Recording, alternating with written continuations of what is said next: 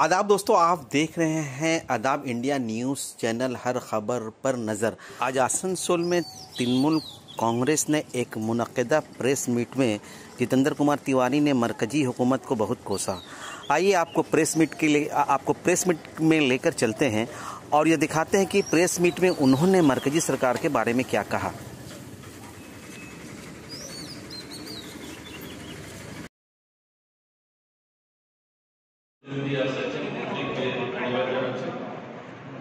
आज के पश्चिम बंगाल जिले যুব কংগ্রেসের পক্ষ থেকে একটা প্রেস মিট আয়োজন করা হয়েছে। প্রেস মিটে মেইন যে উদ্দেশ্য আমি স্টার্টিং করে দিচ্ছি, পরে চিন্তা ভাবনা ডিটেইল আপনাকে সবাইকে জানাতে। যে পশ্চিম বেঙ্গল যেরকম সেন্ট্রাল গভর্নমেন্ট অ্যাভয়েড করে রেখেছে, যে পশ্চিম বেঙ্গলের মধ্যে হতো ये जो लॉकडाउन समय बाहर থেকে जो लेबर আসছে, माइग्रेट लेबर, যার कोई सहायता पश्चिम बंगाल गवर्नमेंटेর পক্ষ থেকে করেছে ছেড়ে সেন্ট্রাল গভর্নমেন্টের পক্ষ থেকে কিছু সহায়তা পর্যন্ত হয়নি। আর প্রত্যেক স্টেটকে দিয়েছে, পশ্চিম बंगाल জন্য কিছু করেনি। যেরকম প্রত্যেক দিন ডিজেল और पेट्रोल दाम बढ़े যাচ্ছে, এই সরকার আসার পর আজকে সময় भी पेट्रोल दाम बढ़े গেছে, ডিজেল दाम बढ़े গেছে।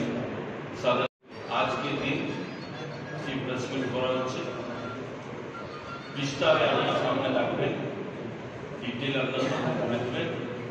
জেলা প্রেসিডেন্ট আসানসোলের মেয়র पार्टी विधायक আমি জিতেন্দ্র কুমারীকে বলার জন্য ধন্যবাদ। পরিস্থিতির মাধ্যমে আমরা যাচ্ছি আমাদের রাজ্য। ঠিক সেই সময় যখন কেন্দ্রীয় সরকার, কেন্দ্রীয় বিজেপি সরকারের বাংলার মানুষের পাশে থাকা দরকার ছিল, দেশের মানুষের পাশে থাকা দরকার ছিল, তখন সেটা না করে তারা এই কোভিড-19 ফাঁকে মানুষের জীবনে আরো কি করে কষ্টে ভরিয়ে দেওয়া যায়, আরো কি করে মানুষের জীবনে কষ্ট আনা যায় এবং এই ফাঁকে কি করে তারা নিজের মুনাফা অর্জন করতে পারবে, তার একটা প্রচেষ্টা তারা করেছে। পেট্রোল এবং ডিজেলের যেভাবে প্রাইস রাইজ হয়েছে বা প্রাইস হাই হয়েছে সেটা আপনারা দেখেছেন।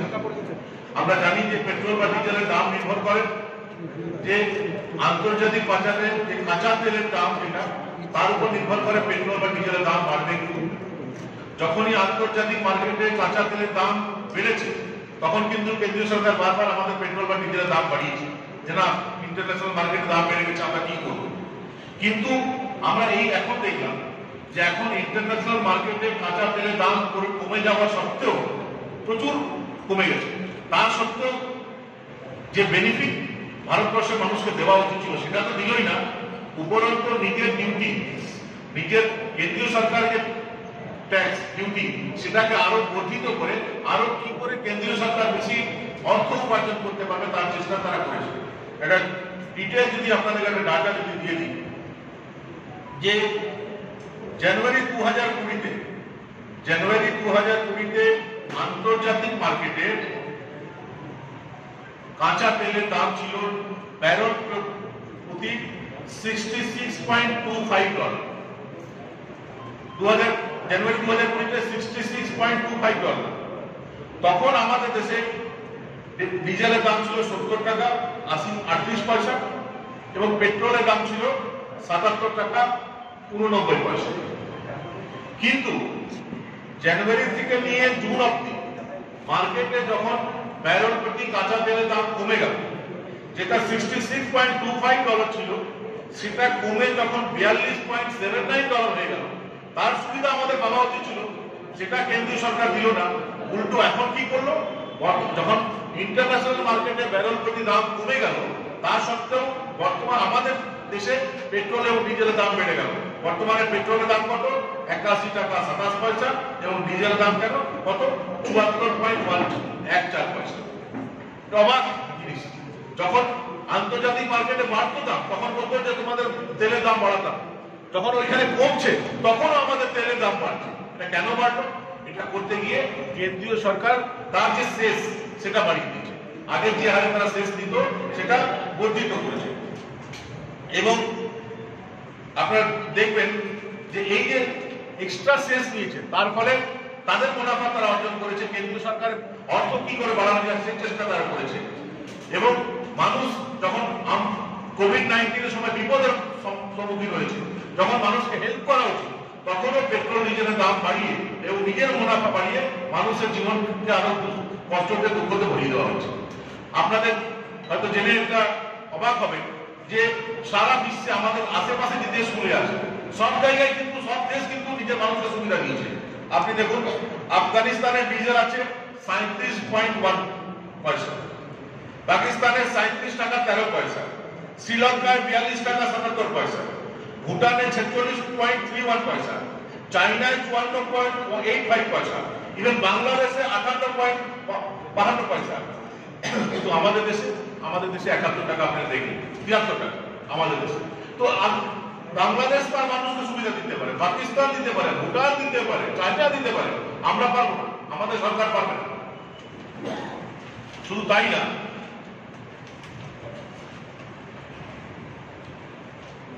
পেট্রোল নিয়ে তো মানুষের সঙ্গে যা করেছে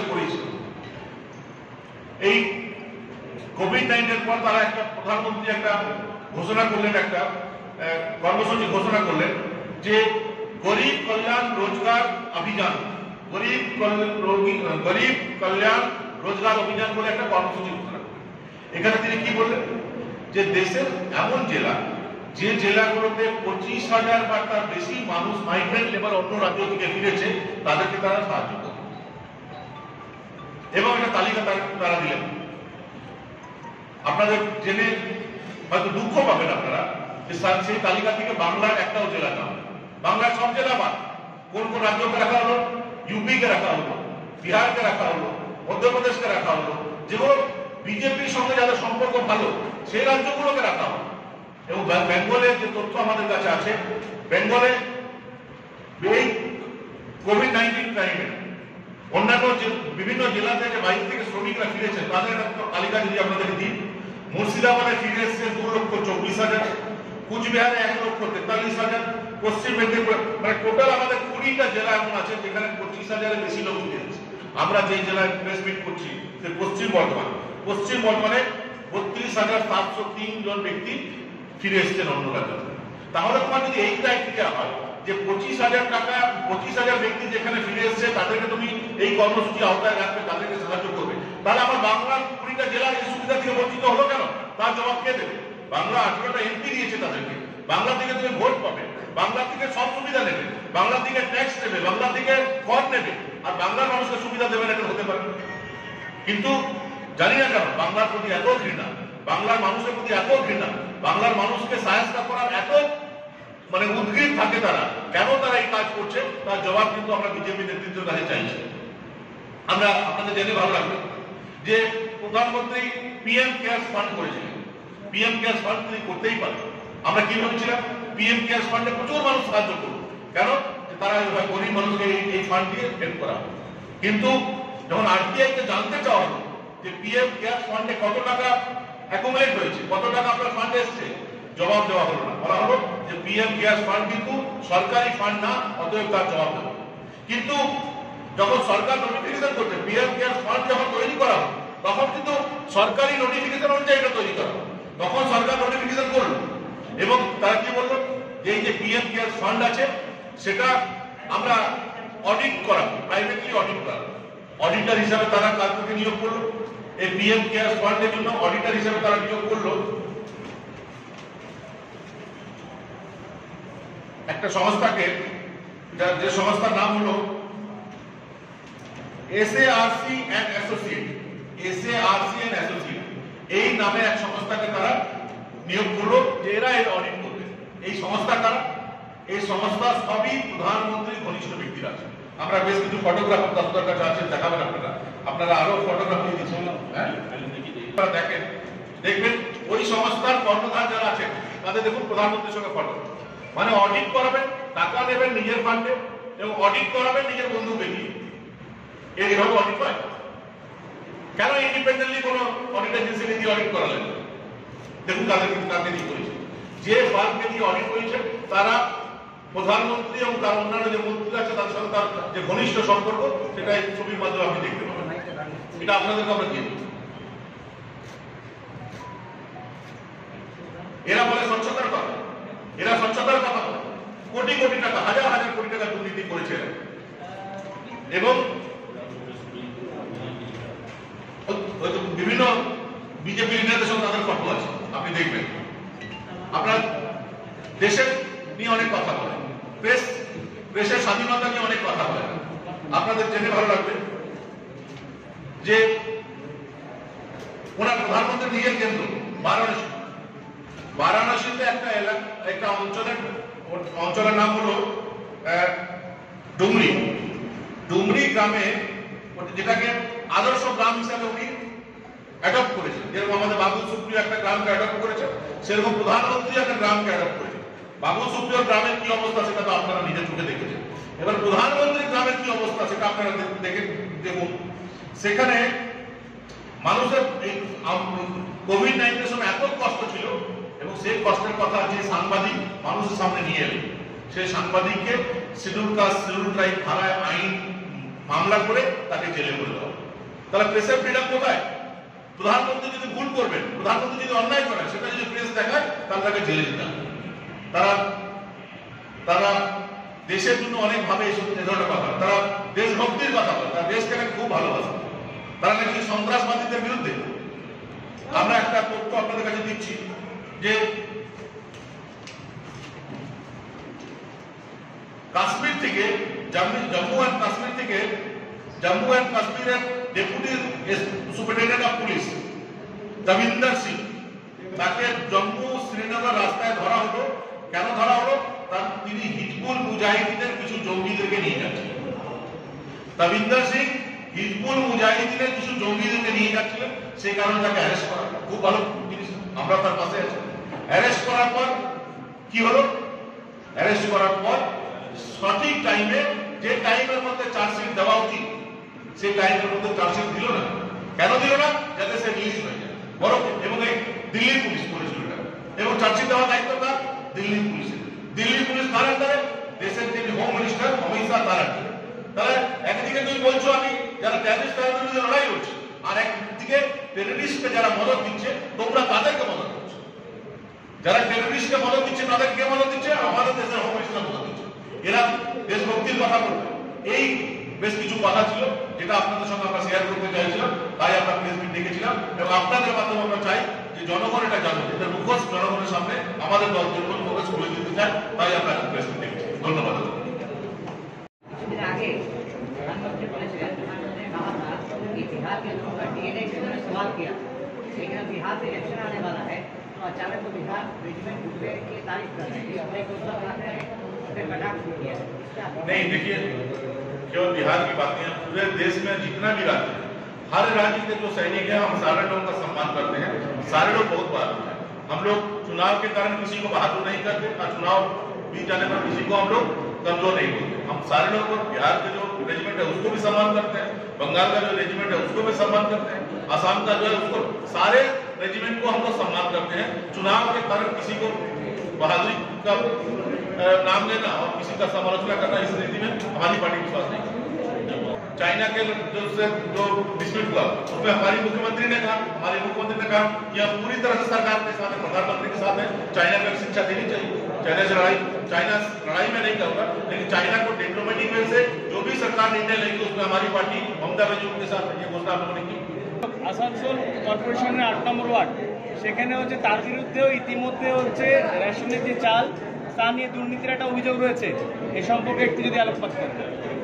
দেখুন, আমাদের দলে ট্রান্সপারেন্সি আছে এবং মানুষকে পরিষেবা দেওয়ার ক্ষেত্রে যদি কেউ দুর্নীতি করে সেই ক্ষেত্রে আমাদের দলের নীতি হলো 0% টলারেন্স। কাউকে বরদাস্ত করা হবে না।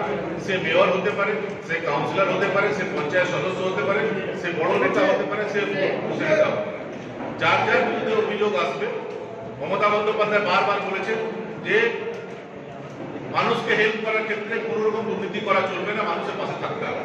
এবং হয়তো এত বড় জেলায় এত উত্তরবঙ্গ জেলায় 2-4টা অভিযোগ এসছে, যে অভিযোগ এসছে তার ভিত্তিতে তদন্ত করছে দল, তাদেরকে শোকজ করা হয়েছে, তারা জবাব দেবে এবং জবাব হওয়ার পর আমরা নেতৃত্বের কাছে, আমাদের রাজ্য নেতৃত্বের কাছে পাঠিয়ে দেবো, তারা সেটা স্ক্রুটিনি করে আগামী দিনে তাদের যা সিদ্ধান্ত নেওয়া নেবে।